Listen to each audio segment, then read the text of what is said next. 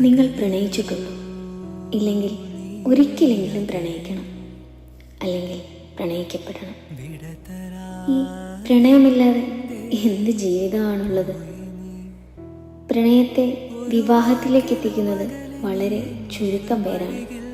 എങ്കിലും ഒരിക്കലും സ്വന്തമാക്കാൻ കഴിയില്ല എന്നറിഞ്ഞിട്ടും പലരും പ്രണയിക്കാനും പ്രണയിക്കപ്പെടാനും തയ്യാറാവും. അതെന്തുകൊണ്ടാണെന്ന് ആലോചിച്ചിട്ടുണ്ട്? കാരണം പ്രണയത്തേക്കാൾ മനോഹരമായ മറ്റൊന്ന് ഈ ഭൂമിയിലില്ല.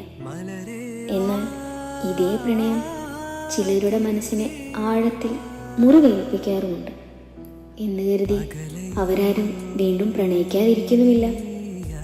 പ്രണയം ആർക്കും ആരോടും എപ്പോൾ വേണമെങ്കിലും തോന്നും. അതിന് പ്രായമോ സ്ഥലമോ സന്ദർഭമോ ഒന്നും ഒരു പ്രശ്നമല്ല.